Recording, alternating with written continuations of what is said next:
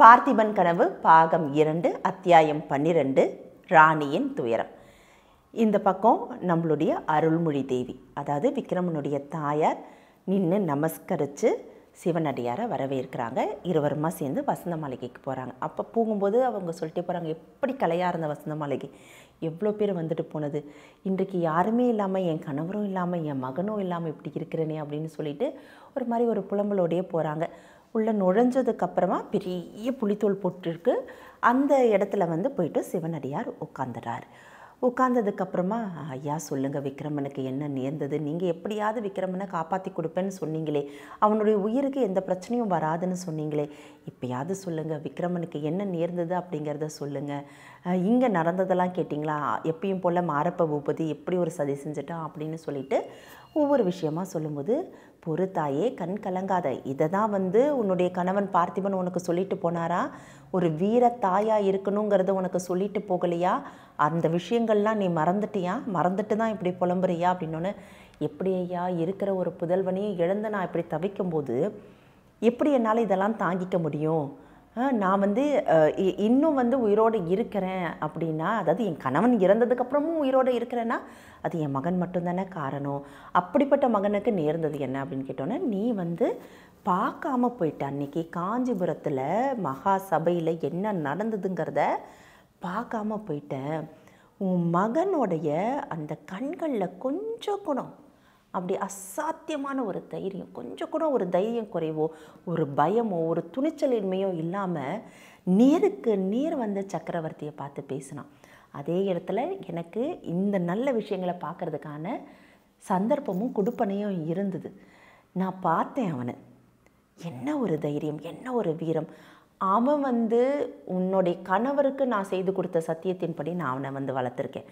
பார்த்திபனை நான் மடியில் ஏந்தும் போது நான் அவனுக்கு ஒரு சத்தியம் செய்து கொடுத்தேன், உன்னுடைய வீரத்திற்கு இழுக்கு இல்லாமல் உன்னுடைய மகனை நான் கொண்டு வருவேன்னு.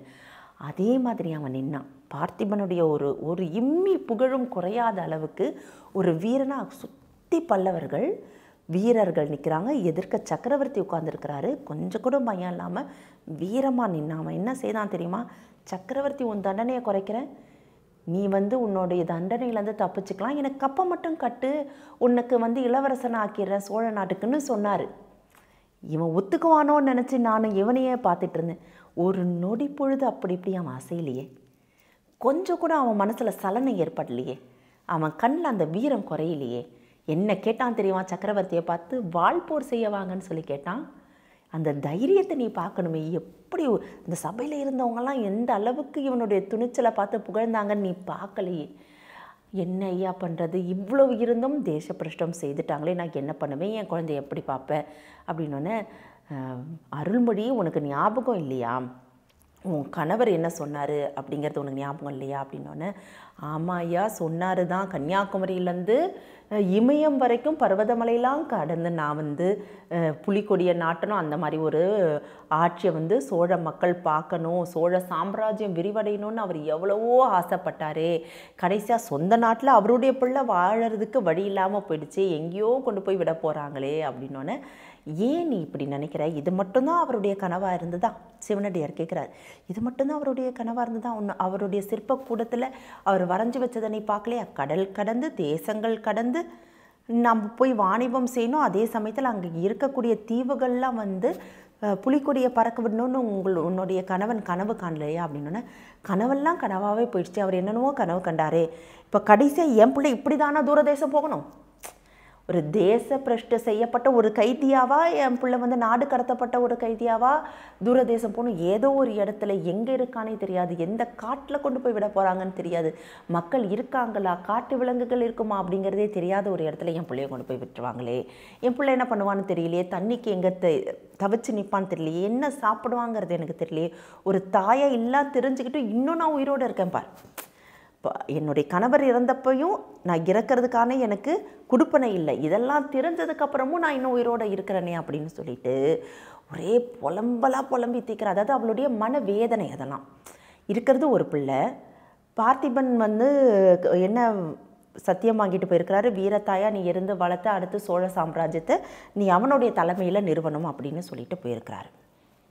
இது எல்லாமே சொல்லிட்டு போனதுக்கப்புறமும் கடைசியாக விக்ரமன் இந்த அப்பாவே பிள்ளை இந்த மாதிரி வந்து ஏமாந்து போய் நிற்குதே, போருக்கு போகிறேன் அப்படின்னு சொல்லிட்டு யாருடைய அந்த துணையும் இல்லாமல் போயிட்டு ஏமாந்து நிற்குதே அப்படின்னு சொல்லிட்டு, அது மட்டும் இல்லாமல் தேசப்பிரஷ்டையும் செஞ்சாச்சு. இனிமேல்ட்டு எப்போ பார்க்க போகிறோங்கிறது தெரியாததுனால இவ இப்படி புலம்பி தள்ளுறா, மனசில் இருக்கிற அந்த குமுறல்கள்லையும் அழுகையாக வந்து கொட்டி தீக்கிறா. அப்போ இவர் சொல்கிறாரு, நீ எப்பயுமே ஒரு விஷயத்தை மறந்துடுற, நான் உனக்கு வந்து சத்தியம் செய்து கொடுத்தேன். அன்றைக்கி உன்னுடைய கணவனை நான் கையில் ஏந்தினேன் அந்த போர்க்களத்தில். அப்போ அவனுக்கு சத்தியம் செய்து கொடுத்தேன் பார்த்திபனுக்கு, என்ன, உன்னுடைய மகனை உன்னுடைய புகழ் குறையாமல் ஒரு வீர மகனாகவே நான் உருவாக்குவேன் அப்படிங்கிறத நான் சொல்லி கொடுத்தேன், சத்தியம் செஞ்சேன். உனக்கு ஒரு சத்தியம் செஞ்சுருக்கேன், ஆனால் என்னென்னா உன்னுடைய மகனுடைய உயிருக்கு எந்த ஆபத்தும் ஏற்படாதுன்னு. இப்போ நான் செய்தனா இல்லையா? எந்த ஆபத்தும் நேராமல் தவிர்த்துட்டனா இல்லையா? அவன் தூர தேசத்தில் இருந்தான் என்ன, ஆனால் உயிரோடு இருக்கான், அதே வீரத்தோடு இருக்கான். என்றைக்கு வேண்டுமானாலும் அவன் மறுபடியும் இந்த தாய் நாட்டோடைய பாசமும் இந்த தாயுடைய பாசமும் அவனை மறுபடியும் இங்கே கட்டி இழுக்கும். அவன் வருவான், வீரனாக வருவான் அப்படின்னு சொல்கிறாரு. ஐயோ, அவன் வரவே வேண்டாம், அவன் தூர தேசத்தில் எங்கேயாவது இருக்கட்டும், உயிரோடு இருக்கிறாங்கிறதே இந்த தாய்க்கு போதும். அவன் இங்கே வந்தால் சிரசாசனம்னு சொல்லியிருக்காங்க, அது வேண்டாம், அவன் உயிரோடு எங்கேயாவது இருக்கட்டும் அப்படின்னு சொன்னோன்னே, ஏன் தாயே அப்படி சொல்கிற, நீ நினச்சாலும் நினைக்கலனாலும் விக்ரமன் திரும்பி வருவான் அப்படின்னு சொல்கிறார். ஐயா, எப்படி திரும்பி வர முடியும்? தாய் பாசம், தாய் நாட்டின் பாசத்தையும் தாண்டி ஒரு பெண்ணின் கருவிழியில் அவன் பார்த்த பாசம் அவனை கட்டி திருப்பி இதே இடத்துக்கு அழைச்சிக்கிட்டு வரும் அப்படிங்கிறார். ஐயா, நீங்கள் என்ன சொல்கிறீங்க அப்படின்னோடனே, நான் சிவனடியாராக இருக்கலாம், எல்லாத்தையும் துறந்த துறவியாக இருக்கலாம், ஆனால் நான் கண்ட காட்சிகளும் நான் வந்து கேட்டவையும் அறிந்தவையும் உன்கிட்ட சொல்கிறேன், நீ வந்து புரிஞ்சுக்கோ. பார்த்திபனை கைது செய்து அழைச்சிக்கிட்டு போகும்போது எதிர்க்க வந்த பல்லவ சக்கரவர்த்தியுடைய மகள் குந்தவி பார்த்துருக்கா. அந்த நொடி பொழுது இருவருடைய கண்கள் வழியாக இதயம் பரிமாறப்பட்டிருக்கு. அதற்கப்புறம் இது நான் கேட்டது, நான் பார்த்ததை சொல்கிறேன். துறைமுகத்தில் கப்பல் கிளம்பும்போது அவனை ஆசிர்வதிக்க நான் போயிருந்தேன். உன்னால் முடியும், நீ திரும்பி வருவன்றதை ஆசிர்வதிக்க நான் போயிருந்தேன். அங்கு நான் கண்ட காட்சி, இரண்டாவது முறையாக இந்த குந்தவி பெண் அங்கேயும் வந்திருந்தால் அந்த சமயம் விக்ரமனும் அவனை நோக்கினான் அப்படிங்கிறது தான் நான் கண்ட காட்சி. நிச்சயமாக அந்த பெண்ணுடைய அந்த காந்த சக்தி விக்ரமனை மறுபடியும் வந்து இங்கே அழைச்சிக்கிட்டு வரும். எது அழைச்சிக்கிட்டு வருதோ இல்லையோ, அந்த பெண்ணுடைய அன்பு இருக்கு இல்லையா, அவளுடைய பாசமும் அந்த காதலும் அவனை மறுபடியும் தாய் நாட்டை காப்பாற்றுறதற்கும் தாயை வந்து அடையிறதுக்கும் அந்த பெண்ணுக்காகவும் அவன் திரும்பி வருவான்னொன்னே, இவளுக்கா ஐயோ இப்படி என் மகன் இந்த மாதிரிலாம் ஆமான்னு எனக்கு தெரியாமல் போயிடுச்சே, காதலில் விழுந்துட்டானா, அவனுக்கு வந்து வீரத்தை சொல்லி கொடுத்து வளர்த்தனே அப்படின்ட்டு இதை கொஞ்சம் கூட சிவனடியார் எதிர்பார்க்கல. அதாவது அருள்மொழியை பற்றி ஒரு கருத்து வச்சுருப்பார் இல்லையா, இவ ஒரு வீர பெண் என்ன தான் கணவனை இழந்திருந்தாலும் ஓரளவுக்கு சமாளித்து எப்படியாவது வந்து கொண்டு வந்துட்டா அப்படின்னு நினச்சிட்டு இருக்கும்போது திருப்பி இவ எப்படி புலம்புறான்னா கிட்டத்தட்ட ஒரு மாமியார் மாதிரி. ஐயோ பெண்ணோட வலையில் விழுந்துட்டாலே, போயும் ஒரு சத்ருவோடைய மகளுடைய காதல் வலையில் தான் விழணுமா, இதுக்காகவா நான் அவனை வளர்த்தனும் போது சிவனடியார் தடுக்கிறார். இதை சற்றுமே எதிர்பார்க்கல.